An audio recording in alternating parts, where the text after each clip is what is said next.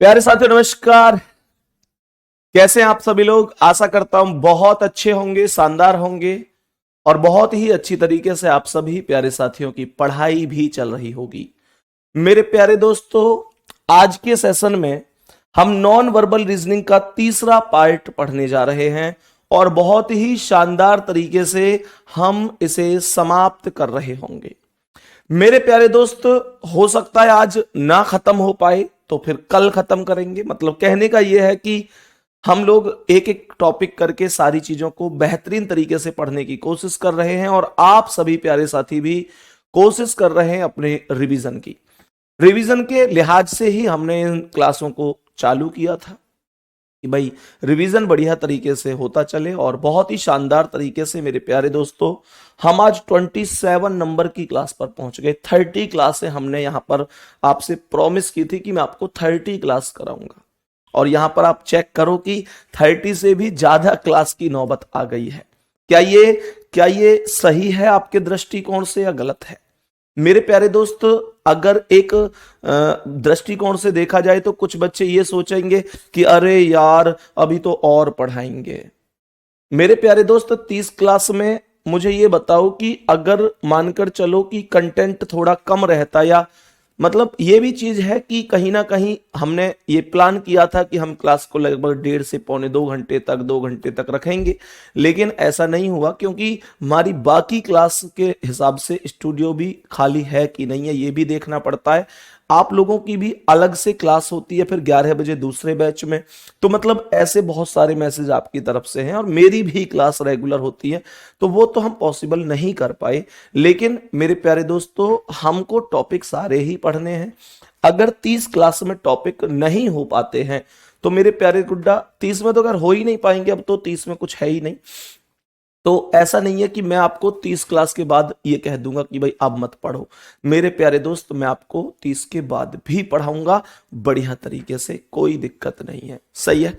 तो मेरे सभी प्यारे दोस्त आ जाएंगे, कोई दिक्कत नहीं है, बढ़िया तरीके से पढ़ेंगे और बताएंगे कि इस प्रश्न का करेक्ट आंसर क्या होगा। तो बताएंगे कि मेरे प्यारे वीर, नॉन वर्बल रीजनिंग को मतलब आप लोगों ने बताएंगे कि अब तक जो 2 क्लासें हुई हैं उनको बढ़िया पढ़ा है। तो उनमें हमने पढ़ा है पेपर कटिंग, फोल्डिंग और वाटर इमेज। बोलो हाँ या ना। तो मेरे प्यारे वीर बताएंगे कि क्या आज के सेशन के लिए तैयार हैं आप सभी लोग? चलो बहुत बढ़िया, बहुत बढ़िया। और बताओ कि इस प्रश्न का करेक्ट जवाब क्या हो जाएगा। क्वेश्चन को यहां पर चेक करूं तो मेरे प्यारे दोस्त, यहां पर ट्राइंगल अंदर है और ये जो वर्ग है ये बाहर है। यहां पर ये उल्टा हो जाता है, ये वर्ग अंदर आता है, ट्राइंगल बाहर आता है। तो मैं क्या करूंगा और कैसे आंसर आएगा? तो मैं यहां पर इस सर्कल को जो बाहर है अंदर कर दूंगा और वर्ग जो अंदर है बाहर कर दूंगा और इस तरीके से इस क्वेश्चन का आंसर खत्म कर दूंगा। और इस क्वेश्चन का आंसर इस हिसाब से डी ऑप्शन कंप्लीट हो जाएगा। इसमें कोई दिक्कत नहीं है, यहां तक कोई दिक्कत नहीं है, आराम से चीजें हो जानी चाहिए। सही है? चलो बहुत ही बढ़िया मेरे प्यारे वीर, ये चीजें यहां पर रही, डी ऑप्शन। अब बताएंगे कि इसका आंसर क्या होगा। मेरे सभी प्यारे दोस्त यहां पर चेक करो कि इस क्वेश्चन का करेक्ट जवाब क्या हो सकता है। सभी प्यारे साथी जवाब देंगे कि क्या जवाब हो सकता है। यहां पर ध्यान से सुनना, इस आकृति और इसकी तुलना करते हैं। यहां पर जो सबसे बाहर है वो एक वर्ग है, फिर एक सर्कल है, फिर एक ट्राइंगल है। कहने का मतलब यह हुआ कि 3 प्रकार की आकृतियां इस खाने में दिखाई दे रही हैं। ध्यान से समझना, मैंने आप लोगों से क्या बोला?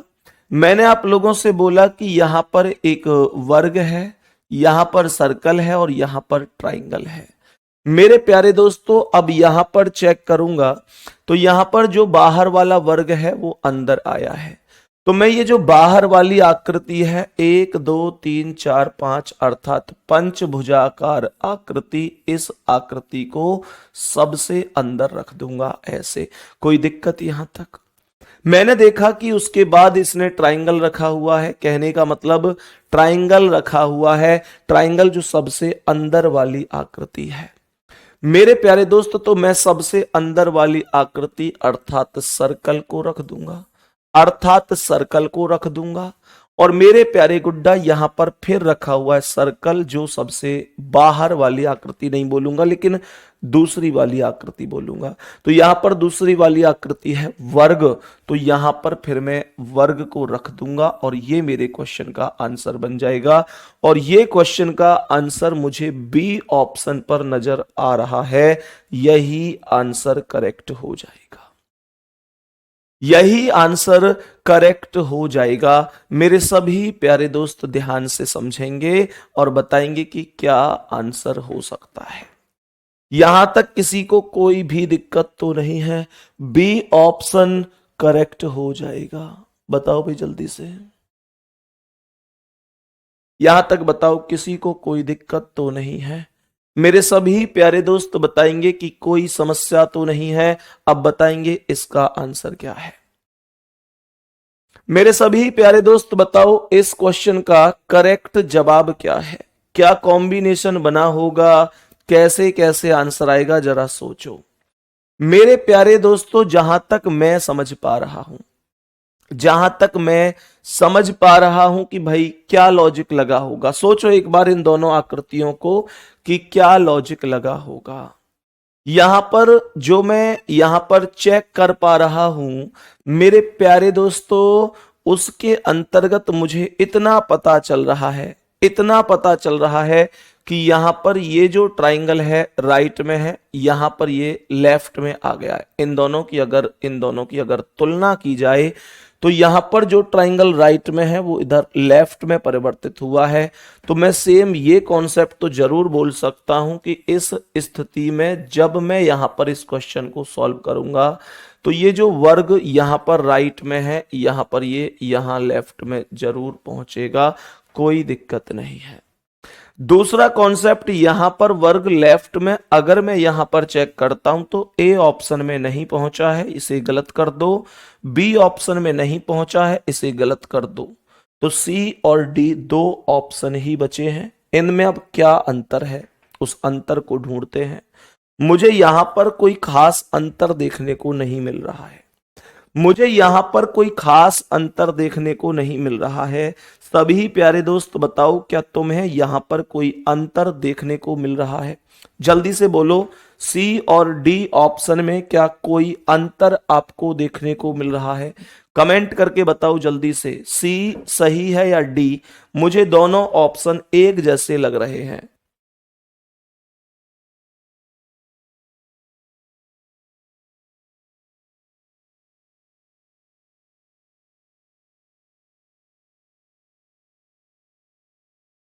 बताओ भाई जल्दी से।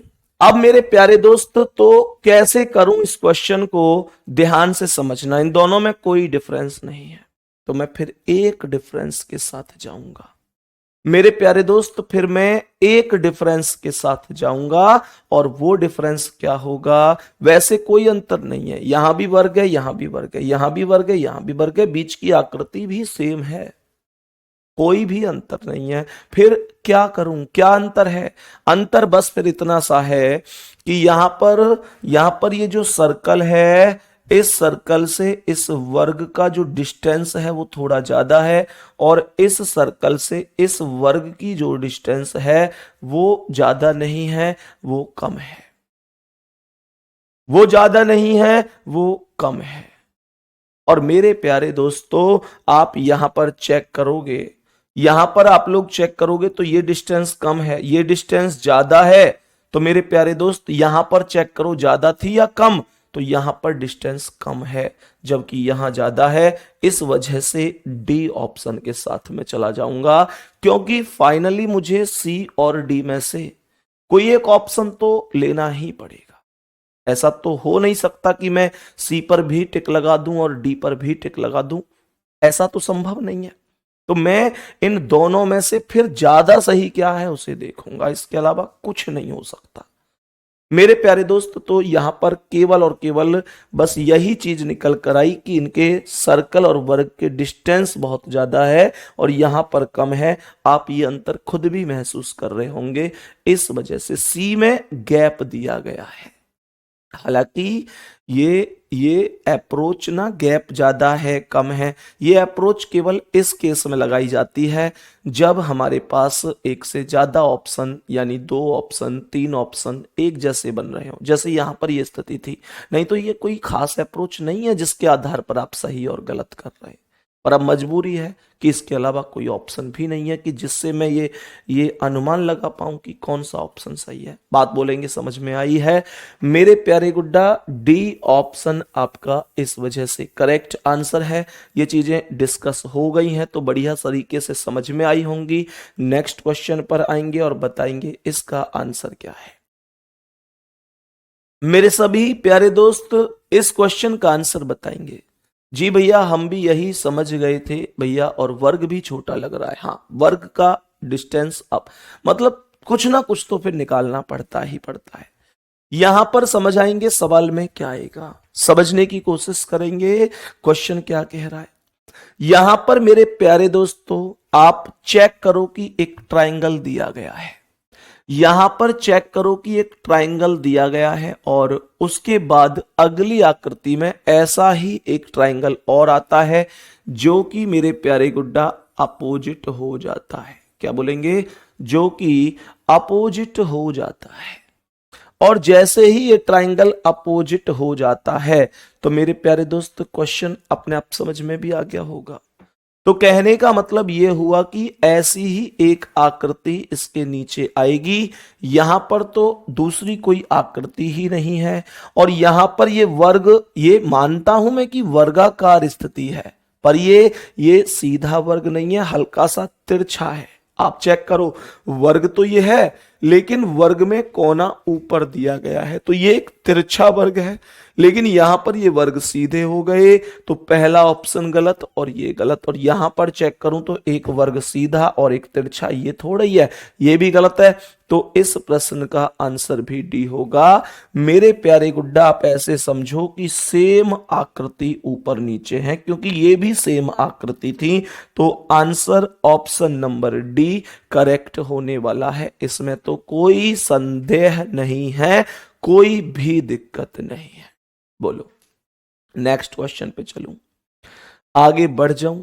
आज की क्लास के अगले क्वेश्चन पर आते हैं और मेरे प्यारे वीर अब बताएंगे कि इसका आंसर क्या है।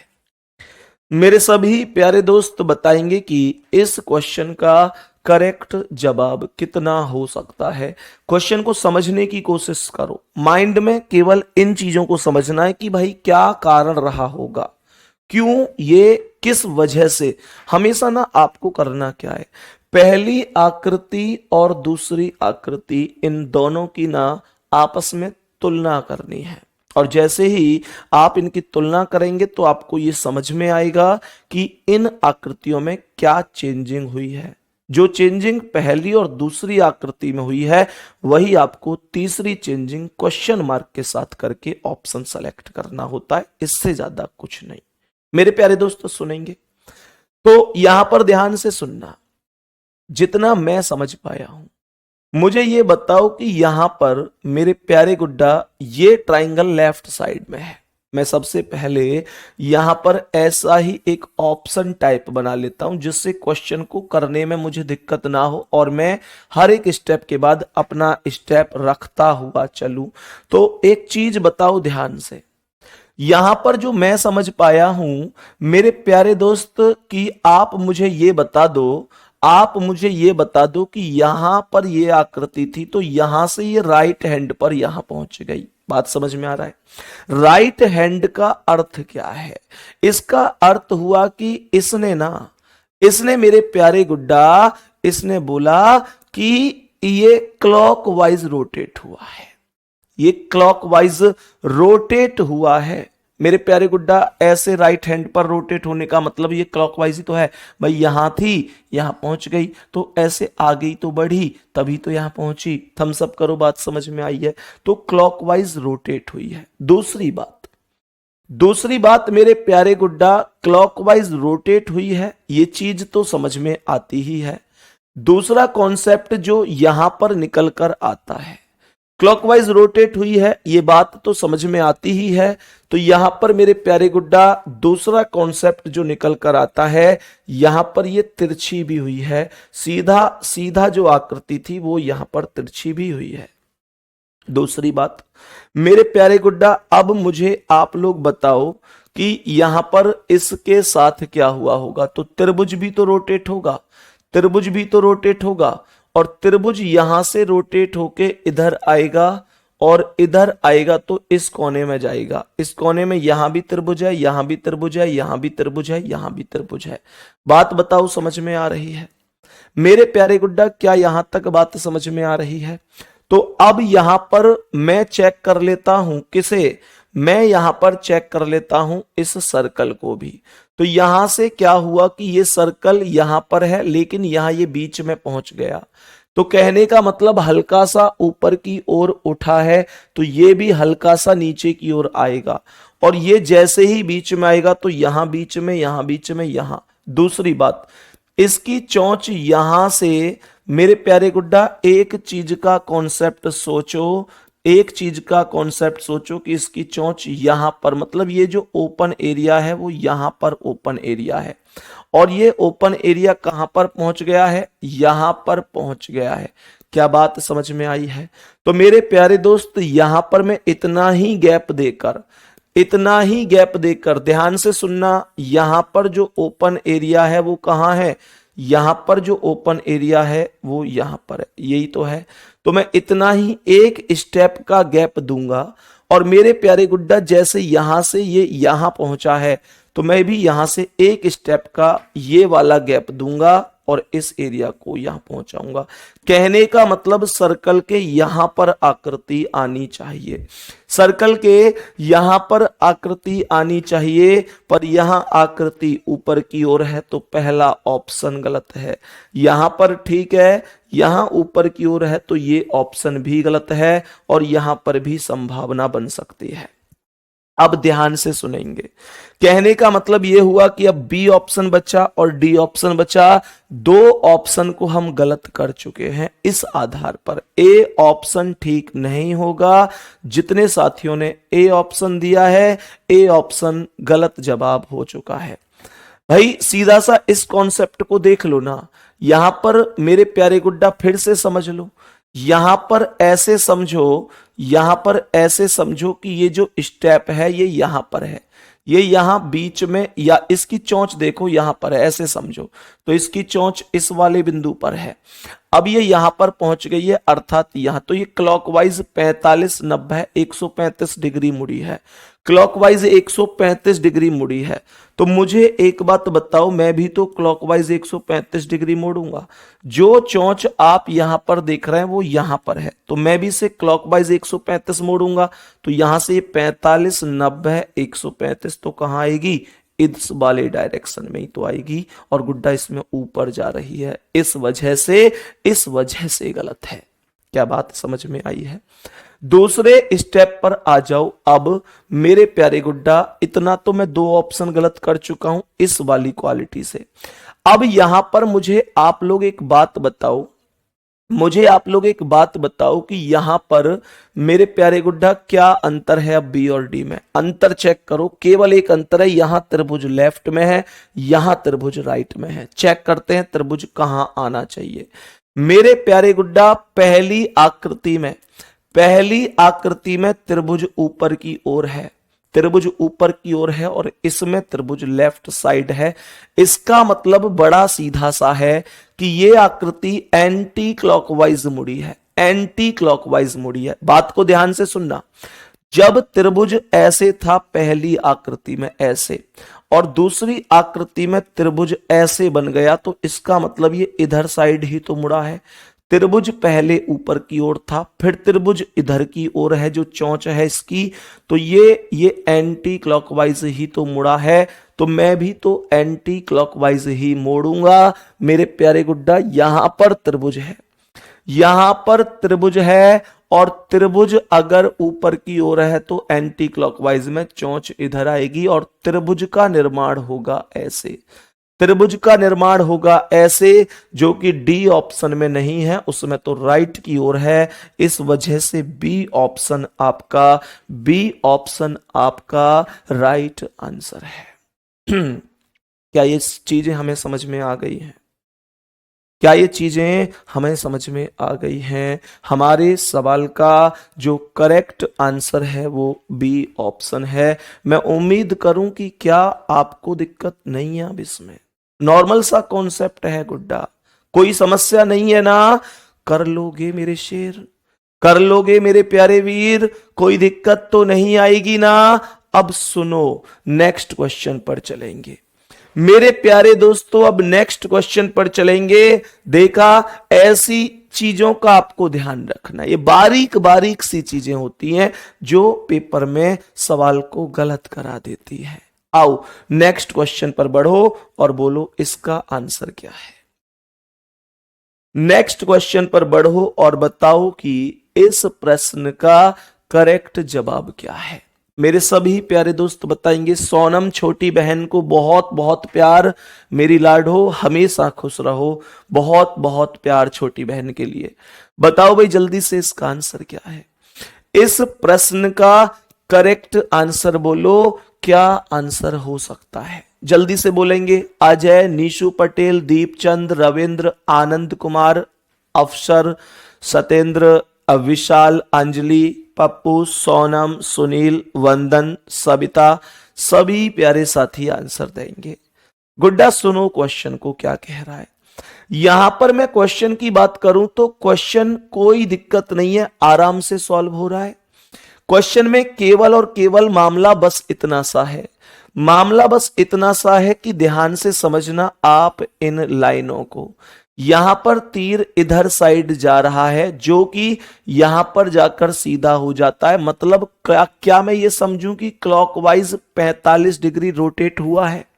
और आप ऐसे इनमें से किसी भी तीर को देख लो, आप यहां पर चेक करो, ये इधर है तो ये इधर आ गया, यानी क्लॉकवाइज 45 डिग्री रोटेट हो गया। आप इसे चेक करो, ये इधर था अब इधर आ गया, मतलब यहां से 45 डिग्री रोटेट हुआ। आप इसे चेक करो, यहां था यहां आ गया, मतलब 45 डिग्री रोटेट हुआ। बात समझ में आ रही है?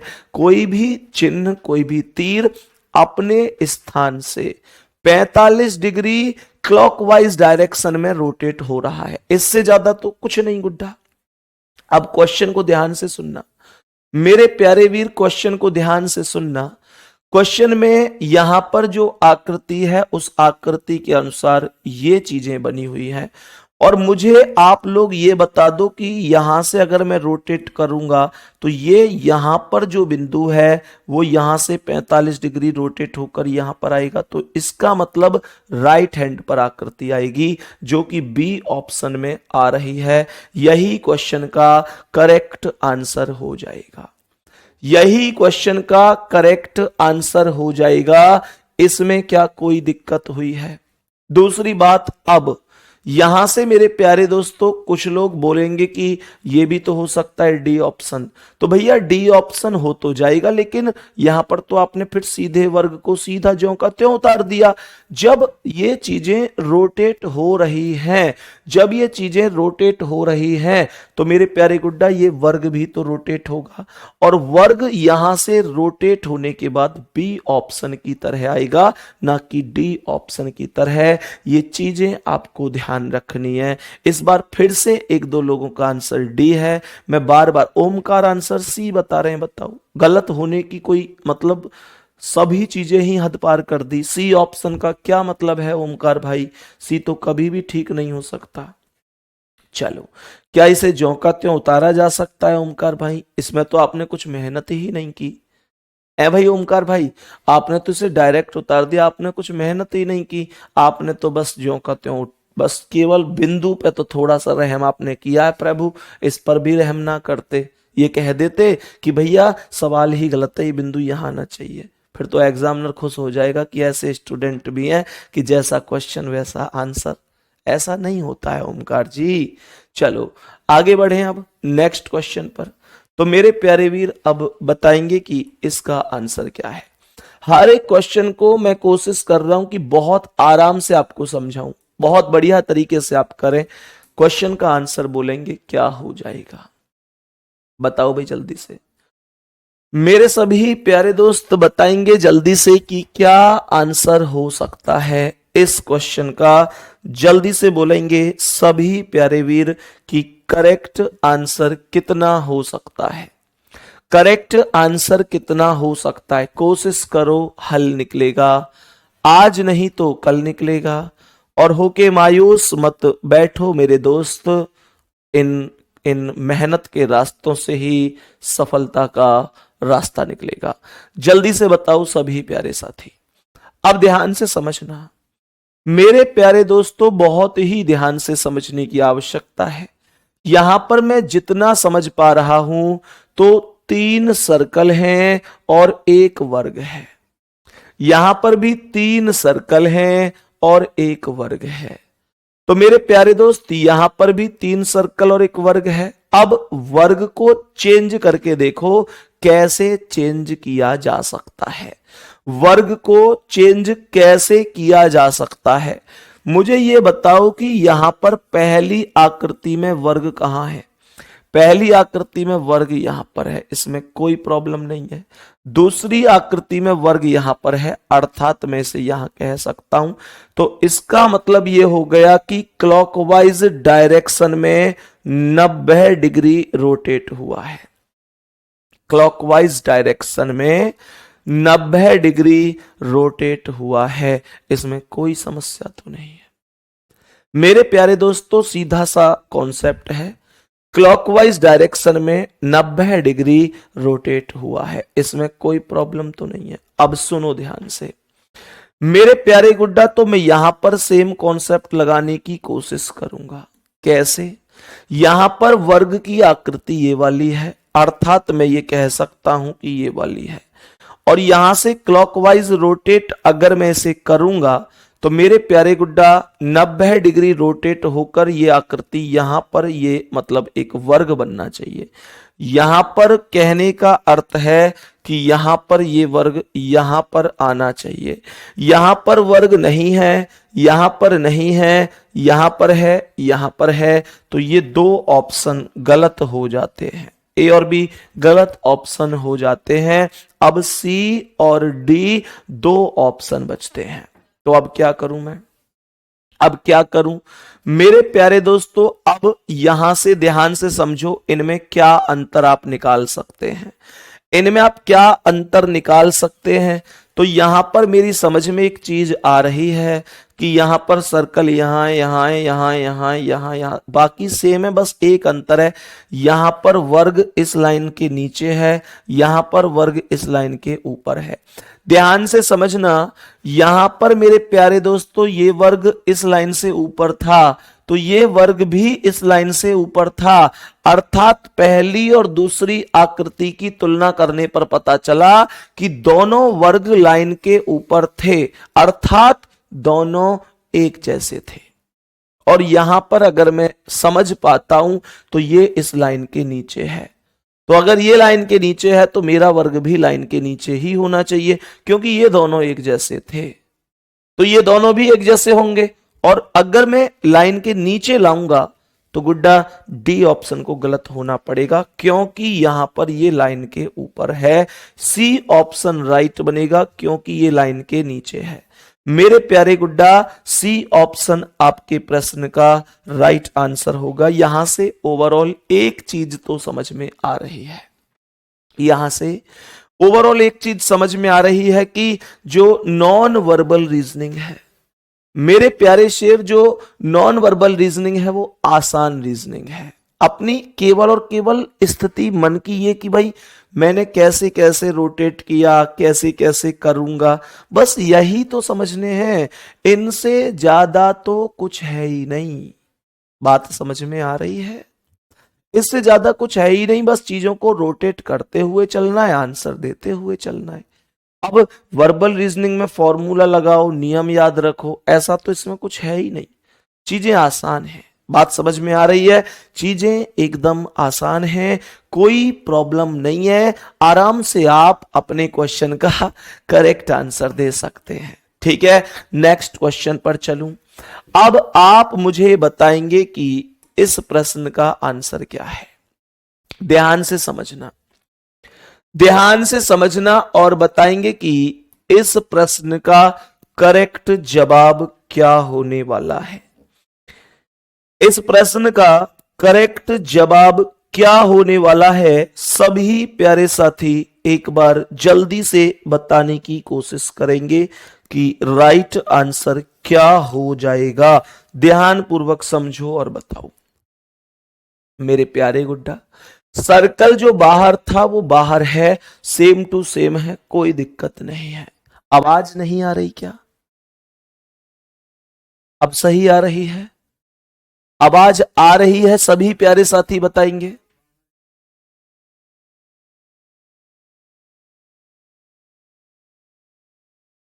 बताओ बेटा, अब ठीक आ रही है आवाज? ठीक आ रही है अब आवाज? बीच में हो सकता है थोड़ी देर के लिए दिक्कत आई हो, मुझे लगता है कि अब आवाज एकदम ओके होगी। सही है, चलो नीचे करो कमेंट को, और करो, रुक जाओ, नीचे ऊपर थोड़ा सा और आगे बढ़ाओ, रुक जाओ, चलो आगे बढ़ाओ। अब ध्यान से सुनना गुड्डा, मेरे प्यारे शेर, अब ये क्वेश्चन है, इसका हमें आंसर करना है। तो यहां पर ये जो बाहर वाली आकृति है सर्कल, वो तो यहां पर भी है। अब मुझे आप ये बताओ कि यहां पर ट्राइंगल था और यहां पर स्क्वायर है। कहने का मतलब ये हुआ ट्राइंगल में 3 भुजाएं हैं और स्क्वायर में 4 हैं। क्या मैं ये कह सकता हूं कि एक एक लाइन की वृद्धि हुई है? एक लाइन की वृद्धि हुई है, यही तो बोलूंगा। तो यहां पर कितनी लाइन है? 1 2 3 4 5, ये पंचभुजाकार आकृति है। अब मुझे षटभुजाकार आकृति चाहिए। तो इसमें कितने हैं? 1 2 3 4 5, गलत हो गया। 1 2 3 4, गलत हो गया। 1 2 3 4 5 6, यही राइट है, क्योंकि इसमें 1 2 3 ही है। तो सी ऑप्शन राइट है। आसान था, मतलब मुद्दा बनाने के लिए कितना भी बना लो इस क्वेश्चन का, लेकिन क्वेश्चन सच में बहुत आसान क्वेश्चन था। सही है, नेक्स्ट क्वेश्चन आओ, बताओ इसका आंसर क्या है। मेरे सभी प्यारे दोस्त बताएंगे कि इस क्वेश्चन का करेक्ट जवाब क्या होगा। जल्दी से बोलो, जल्दी से बोलो, इस क्वेश्चन का करेक्ट जवाब क्या है। जितना मैं समझ पा रहा हूं तो यहां पर गुड्डा जो इस कोने में 4 बिंदु हैं वो अपोजिट होकर नीचे वाले कोने में पहुंच गए हैं, अर्थात चीज 180 डिग्री पर रोटेट हो चुकी है। मैंने क्या कहा? यहां पर जो 4 बिंदु हैं वो अब यहां पर पहुंच गए हैं, अर्थात चीज 180 डिग्री पर रोटेट हो चुकी है। मेरे प्यारे दोस्तों, तो इन्हें भी रोटेट करो। यहां पर यहां ये 4 बिंदु, तो ये 4 बिंदु अब कहां पहुंचने चाहिए? 4 बिंदु अब कहां पहुंचने चाहिए? यहां पर पहुंचने चाहिए। इसमें कोई प्रॉब्लम तो नहीं है? इसमें कोई प्रॉब्लम तो नहीं है? सभी मेरे प्यारे साथी बताएंगे एक बार जल्दी से। ठीक है भाई, तो मेरे प्यारे दोस्त अब सुनो ध्यान से, अब सुनो ध्यान से। यहां पर तो 4 बिंदु है ही नहीं, डी ऑप्शन गलत है। अब ध्यान पूर्वक समझना गुड्डा, दूसरा कॉन्सेप्ट क्या है? दूसरा कॉन्सेप्ट यह है कि यहां पर जो बीच में आकृति है त्रिभुज, वो उल्टी हो चुकी है और अपोजिट हो चुकी है। यहां त्रिभुज की चोंच ऊपर है, यहां नीचे है, तो यहां पर ये आकृति भी अपोजिट होगी। अपोजिट कैसे? चेक करो, जो नीचे वाली लाइन है वो बड़ी है, ऊपर वाली लाइन छोटी है। तो इसका मतलब ये होगा कि नीचे वाली लाइन जो बड़ी है वो ऊपर जाएगी और छोटी लाइन नीचे आएगी। छोटी लाइन नीचे आएगी, इसमें छोटी लाइन नीचे नहीं है, तो ये भी गलत हो गया। अब ये 2 ऑप्शन बचे हैं। अब क्या करूं? अब क्या करूं मेरे प्यारे दोस्तों? अब यहां पर ऐसे समझो, यहां पर ऐसे समझो कि ये जो वर्ग है, ये जो वर्ग है यानी कि इस कोने वाली आकृति वो 180 डिग्री पर नीचे आई है, मतलब ऊपर गई है। भाई ये वर्ग यहां पर था, यहां पे था इस कोने में, और यहां से श्यूं देसी ये ऊपर यहां पर चला गया, यानी 180 डिग्री रोटेट, मतलब 180 डिग्री सीधा अपोजिट जाकर फिक्स हो गया। तो इसका मतलब यही तो हुआ कि ये ट्राइंगल भी सीधा नीचे की ओर आएगा और यहां पर फिक्स होगा, और यहां पर बी ऑप्शन में फिक्स है। यहां तो ये ऊपर ज्यों का त्यों, बस इसने अपना रोटेशन चेंज किया है, जबकि इसने अपना स्थान ही चेंज करना था। तो बी ऑप्शन आपका राइट आंसर होगा। बी एकदम सही जवाब है मेरे प्यारे वीर, बी एकदम सही जवाब है। क्या हम इन चीजों को समझ पा रहे हैं? अभी मैं कमेंट पढ़ रहा था, एक भाई ने मतलब जितना उनसे लिखा गया है उतना लिखा है, खूब उल्टा सीधा उन्होंने लिखा है कमेंट में। मैं पढ़ूं तो फिर वो भी ठीक नहीं है मतलब, लेकिन मैं मोटा मोटा बता दूं कि भाई इस चीज को लेकर बेहद ही नाराज दिख रहे हैं। वो कह रहे हैं कि अरे आपने तो सिलेबस को इतना लंबा खींच दिया, आप तो अभी खत्म ही नहीं कर रहे हो। मतलब इस तरीके से भाई ने खूब सारा मुद्दा बनाया हुआ है, और भाई ने जितना गलत मेरे लिए बोला गया है उतना गलत बोला है। मैं यहां पर भाई का नाम भी नहीं लूंगा, लेकिन मैं एक चीज बताऊं भाई, मैं तुम्हारी जानकारी के लिए बताऊं कि सिलेबस ना जाने कब का खत्म कर चुका हूं मैं तो केवल रिवीजन के लिए ये सारे टॉपिक पढ़ा चुका हूं मेरे भाई। मैं केवल रिवीजन। और एक और बात, पूरे पूरे के पूरे मैं कभी अपने मुंह से नहीं कहता, लेकिन एक बात कहूं, जितने भी टीचरों के आज तक रीजनिंग के स्पेशल बैच आए हैं या किसी अलग बैच में जितने भी टीचरों ने आज तक रीजनिंग पढ़ाई है, किसी भी चैनल पे जाके देख लेना।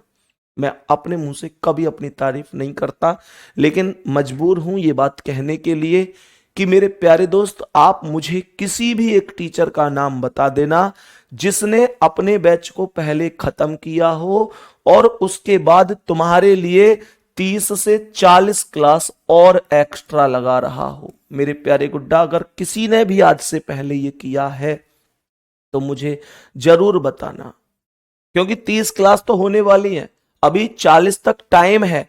मेरे प्यारे दोस्त, मेरे प्यारे भाई, एक बार पूछना जरूर अपने साथियों से। बहुत सारे लोगों के बैच आते हैं मार्केट में, पूछना जरूर कि क्या किसी चैनल पर कोई ऐसा टीचर है जिसने अपने ही बैच में सिलेबस खत्म करने के बाद प्रैक्टिस भी बैच में ही कराई हो। मैं भी यूट्यूब की तरफ भाग सकता था, वहां पर अपने फाउंडेशन बैच का रोजाना चिल्ला चिल्ला कर प्रचार भी कर सकता था कि भाई पढ़ लो इस बैच से, पढ़ लो इस बैच से। ऐसे ना एक प्रचार भी कर सकता था कि ये बैच ले लो, बैच भी बिक जाता, मेरा नाम भी बिक जाता, कोई दिक्कत नहीं थी। लेकिन मुझे ये बताओ, क्या मैंने ऐसा किया? मेरे प्यारे दोस्त, पर मैं एक चीज समझ गया भाई की कमेंट पढ़ के कि किसी व्यक्ति के लिए बस उतना करो जितना उसने पेमेंट किया है। ये बात तो मैं समझ पा रहा हूं, किसी व्यक्ति के लिए उतना ही करो जितना वो तुमसे चाहता है। व्यक्ति ये चाहता है कि मेरा कोर्स खत्म, तो बस कोर्स खत्म करवाओ, एक्स्ट्रा मत दो उसे। क्योंकि आप उसे एक्स्ट्रा इस वजह से दोगे कि चलो छोटे बहन भाई हैं, लेकिन उसकी कभी इच्छाएं पूरी नहीं होती, इच्छाएं अनंत होती हैं। मेरे प्यारे दोस्त, मैं माफी चाहूंगा। और एक और चीज, इन क्लासों का कोई भी जिक्र नहीं किया था मैंने शुरू में। मैं कोई बाध्य नहीं था आपसे कि मैं ये क्लास आपको पढ़ाऊंगा। मैंने कोई जिक्र थोड़ा ही किया था इन क्लासों का कि भाई मैं ये क्लासें आपको पढ़ाऊंगा। ना पढ़ाता तो क्या मेरा कोई प्रॉमिस टूट रहा था? नहीं ना। लेकिन मैंने अपनी मर्जी से पढ़ाई, अपनी मर्जी से आपको सिखा रहा हूं कि आप कुछ एक्स्ट्रा सीख जाओ, अपना रिवीजन कर लो। लेकिन मेरे प्यारे दोस्त, सब अपने हिसाब से बातें करते हैं, कोई दिक्कत नहीं मेरे भाई। आगे से ध्यान रखूंगा, कान पकड़ के सॉरी बोल रहा हूं आज के लिए। आगे से किसी भी बैच में कोई भी एक्स्ट्रा चीज नहीं पढ़ाऊंगा। आज इस बैच के लिए क्षमा चाहूंगा। अब मेरे प्यारे दोस्त, कोई भी चीज आगे से किसी बैच में एक्स्ट्रा नहीं पढ़ाऊंगा। इस बार मैं अपने प्यारे छोटे भाई से हाथ जोड़कर कान पकड़कर बोल रहा हूं, भैया इस बार मैंने बहुत बड़ी गलती की कि जो आपको थोड़ा सा एक्स्ट्रा पढ़ा दिया, शायद नहीं पढ़ाना चाहिए था। ठीक है, चलो कोई दिक्कत नहीं है। मेरे प्यारे गुड्डा, मैं उम्मीद करता हूं ये कॉन्सेप्ट आप समझ गए होंगे, कोई दिक्कत नहीं है। सही है, चलो नेक्स्ट क्वेश्चन पर आएंगे। तो मेरे प्यारे गुड्डा, उतना पढ़ाओ जितना कोई चाहता है, जितना कोई चाहता है।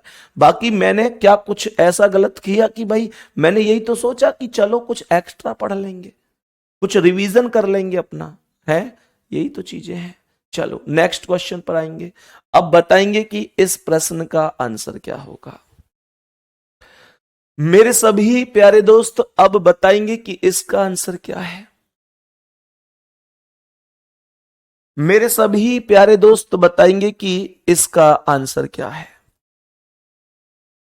सवाल में क्या आकृति बन सकती है, थोड़ा सा ध्यान से समझेंगे, थोड़ा सा ध्यान से समझेंगे क्या आकृति बन सकती है।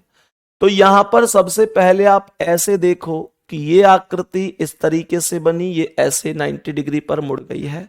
लेकिन बात यह है कि आप सर्कल को तो मोड़ ही नहीं सकते, मतलब मोड़ भी दोगे तो सर्कल में कभी भी चीजें मुड़ी हुई नहीं दिखाई देंगी। सही है, सर्कल में कभी भी चीजें मुड़ी हुई दिखाई नहीं देंगी, कोई दिक्कत तो नहीं है। मेरे प्यारे गुड्डा अब ध्यान से समझना, ध्यान से समझना अब क्या कह रहा है। मैंने आप लोगों से यहां पर क्वेश्चन में बोला कि मेरे प्यारे वीरों, यहां पर ना आप लोग ऐसे समझो कि यहां से ये वैल्यू जो आई है, ये वैल्यू जो बिंदु वाली वैल्यू है वो यहां पर है। तो मैं कैसे करूं इसे, ध्यान से समझो। तो मैं इतना समझ पा रहा हूं कि यहां पर जो छायांकित आकृति है, जो छायांकित आकृति है गुड्डा, उसकी चौंच ये यहां पर है और उसके बाद ये यहां पर, कहने का मतलब इसे 90 डिग्री ऊपर मोड़ा गया है।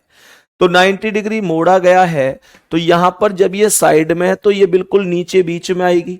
अब यहां पर ये साइड में ही है तो ये ऑप्शन गलत है, यहां पर ऊपर है तो ये ऑप्शन भी गलत है। अब केवल दो ऑप्शन ही बचे हैं, इनमें कोई अंतर समझ में आ रहा है क्या? क्या इनमें कोई अंतर समझ में आ रहा है? क्या कोई भी अंतर है जो इनमें आपको समझ में आ रहा है? सभी प्यारे साथी आंसर देंगे। सी ऑप्शन तो गलत हो चुका है मेरे भाई, सी ऑप्शन जो आंसर बता रहे हैं, सी ऑप्शन तो गलत हो चुका है, ऑलरेडी गलत हो चुका है सी ऑप्शन। अब बताओ यहां पर ए सही है या डी सही है? मेरे सभी प्यारे दोस्त बताएंगे ए सही है या डी सही है। मुझे यहां पर क्वेश्चन में अगर मैं यहां से रोटेट करता हूं तो यहां से आप ऐसे चेक करो कि यहां से ये आकृति इधर रोटेट होकर सीधी हुई है। तो यहां से कहने का मतलब ये हुआ, सुनो ध्यान से सुनना, इस बाहर वाली आकृति को चेक करो, इन लाइनों को चेक करो जो कि ऐसे आई है, ये रोटेट हुई है और सीधा का सीधा प्लस बन रही है। तो जब तिरछी लाइन रोटेट होकर सीधा हो जाएंगी तो ये सीधा लाइन रोटेट होकर तिरछी होंगी कि नहीं होंगी? ए ऑप्शन गलत है मेरे भाई, जो लोग ए बता रहे हैं। फिर से सुन लो, फिर से सुन लो, मुझे ये बताओ जो तिरछी लाइन है वो रोटेट होकर जब सीधी लाइन में परिवर्तित हो गई तो जो सीधी लाइन थी वो रोटेट होकर तिरछी नहीं होंगी। तिरछी का सीधा हुआ है तो सीधा का तिरछा होगा, तिरछी लाइन का सीधा हुआ है तो सीधी लाइन का तिरछा होगा और करेक्ट आंसर हो जाएगा option number D. Correct answer क्या बोलेंगे? Option number D right answer हो जाएगा, इसमें कोई दिक्कत नहीं है। मेरे प्यारे वीर बताएंगे कि अब इसका आंसर क्या है। और ये क्वेश्चन क्या है, कह रहे हैं नीचे दी गई आकृति में चार किसी प्रकार समान एक असंगत है। इसका अर्थ हुआ of the figures given below four alike in some manners and one is different, select the odd one. मतलब आपको इसमें विषम ढूंढकर बताना है कि सबसे अलग कौन होने वाला है। बोलो जल्दी से, आपको इसमें सबसे अलग बताना है, सबसे अलग बताना है कि कौन ऐसा है जो सबसे अलग है। मेरे सभी प्यारे दोस्त बोलो, जल्दी से बोलो, कौन ऐसा है जो सबसे अलग है? कोई चीज किसी तरीके से अगर निकल कर आ रही हो तो एक बार सभी प्यारे साथी बताएंगे। मेरे सभी प्यारे दोस्त बताएंगे कि क्या कोई चीज समझ में आ रही है। अब ध्यान से सुनना, कौन अलग है। इन दोनों को चेक करो, ये दोनों लाइन एक दूसरे की तरफ गई है मिलने के लिए। यहां से ये लाइन इधर गई है और ये इधर, दोनों एक दूसरे से मिलने की तरफ, मतलब दोनों के मुंह एक साइड है। इनके कोने देखो, दोनों के कोने ऐसे हैं जैसे एक दूसरे से मिलने वाली है ये लाइन, ठीक है। यहां पर भी सेम है, ये एक दूसरे की तरफ गई है, एक दूसरे, ये इसकी तरफ, ये इसकी तरफ। यहां पर चेक करो, ये इसकी तरफ, ये इसकी तरफ, ये भी एक दूसरे की तरफ है, लेकिन यहां पर ये इधर है और ये अपोजिट है। इसे इस हिसाब से तो ऐसे आना चाहिए था, है ना, लेकिन यहां पर ये नीचे की ओर है, तो ये सी ऑप्शन आपका राइट आंसर हो जाएगा।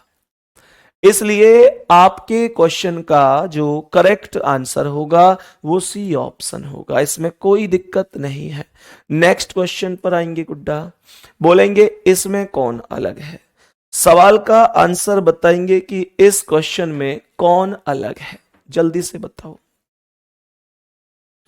मेरे सभी प्यारे दोस्त, बताओ इसमें कौन अलग होने वाला है। ध्यान से समझना, ध्यान से, बहुत ध्यान से। मैंने आप लोगों से कहा ये जो छायांकित आकृति है इसमें और ट्राइंगल के बीच में एक खाने का गैप है, और ऐसे ही सर्कल और इस छायांकित के बीच में भी एक खाने का गैप है, ठीक है, बहुत अच्छी बात है। यहां पर भी सर्कल और छायांकित के बीच में एक खाने का गैप है, ट्राइंगल और छायांकित के बीच में भी एक खाने का गैप है।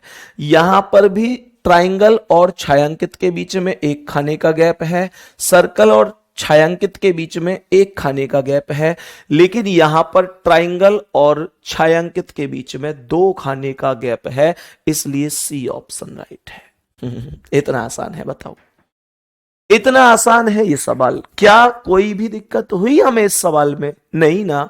चलो नेक्स्ट क्वेश्चन आएंगे और बताएंगे इसका आंसर क्या है। नेक्स्ट क्वेश्चन का आंसर बताएंगे कि इस प्रश्न का करेक्ट आंसर क्या हो जाएगा। बोलो जल्दी से सभी मेरे प्यारे साथी, ध्यान पूर्वक समझना भाई, ध्यान पूर्वक समझना, इसका आंसर क्या हो सकता है मेरे प्यारे गुड्डा, क्या हो सकता है, बड़ी गौर से समझना है। यहां पर ना, यहां पर ये जो सबसे अंदर वाली आकृति है, ये चेक करो, सबसे अंदर वाली ये जो आकृति है यू टाइप जो बना हुआ है, इसके जहां पर इसका मुंह ओपन है उसके सामने सीधी एक लाइन है। बोलो हाँ या ना। यहां पर भी, यहां यू वाली आकृति का मुंह जो ऊपर की ओर खुला हुआ है उसके जस्ट सामने एक लाइन है। यहां पर भी मेरे प्यारे दोस्तों जो मुंह खुला हुआ है उसके जस्ट सामने एक लाइन है, और यहां पर मेरे प्यारे गुड्डा, यहां पर मेरे प्यारे गुड्डा उसके जस्ट सामने भी मुंह खुला हुआ है। आप कहेंगे कि भैया यहां पर तो लाइन है, लेकिन मेरे प्यारे दोस्त ये तो दूसरी लाइन है। वास्तविकता तो ये कि मुझे इस वाली स्थिति को चेक करना है, तो ये यहां से देखो, ये लगातार दो यू ऐसे हैं जिनका मुंह खुला है, तो यहां पर एक ये अंदर वाला और एक इसके ऊपर वाला, इस वजह से डी है। और बाकी सब में देखो केवल एक ही ऐसा यू था जिसका मुंह खुला हुआ है, ये यहां पर और एक ये यहां पर, उसके बाद इसके साथ कोई नहीं था और इसके साथ भी कोई नहीं है, तो डी ऑप्शन राइट आंसर हो जाएगा। डी ऑप्शन राइट हो जाएगा। अब बताएंगे इसका आंसर क्या है। मेरे सभी प्यारे दोस्त बताएंगे कि इस क्वेश्चन का करेक्ट जवाब क्या हो जाएगा। ध्यान से सुनना गुड्डा जी, ध्यान से सुनना। इसमें कितने, इसमें ना देखो एक बार सवाल को समझो, सवाल को समझो कि इसका आंसर क्या हो सकता है। यहां पर आंसर क्या हो सकता है, बाकी सब तो लगभग लगभग सेम ही चीजें हैं, तो फिर कैसे करूं। यहां पर दो इधर छायांकित हैं, दो इधर, यहां भी दो दो के जोड़े हैं, यहां भी दो दो के हैं, लेकिन यहां ये तीन का है और ये अकेला है, इसलिए सी ऑप्शन राइट आंसर हो जाएगा। इसलिए सी ऑप्शन राइट आंसर हो जाएगा। बाकी मेरे प्यारे वीरों, आप मुझे एक सवाल का आंसर खुद बताएंगे, इस क्वेश्चन का आंसर आप बताएंगे गुड्डा, इस क्वेश्चन का आंसर आप बताएंगे। बाकी जो लोग कमेंट कर रहे हैं कि मेरा कोई दोस्त फाउंडेशन बैच लेना चाहता है कि नहीं, मतलब क्या ले सकता है या नहीं, तो गुड्डा निश्चित रूप से ले सकता है, कोई दिक्कत नहीं है। आप फाउंडेशन बैच ले सकते हो, अभी पूरे 1 साल की वैलिडिटी आपके पास रहेगी, ठीक है। बाकी तैयारी करते रहो, मेहनत करते रहो, और मेरे प्यारे गुड्डा बेहतरीन तरीके से पढ़ते रहो। कल भी नॉन वर्बल रीजनिंग ही चलेगी, तैयारी एकदम शानदार तरीके से करते रहो, मेहनत से, और मेरे प्यारे दोस्त बेहतरीन परफॉर्मेंस एग्जाम में दिखानी है, सिलेक्शन लेना है। कल मिलते हैं, धन्यवाद, नमस्कार, जय हिंद, जय भारत।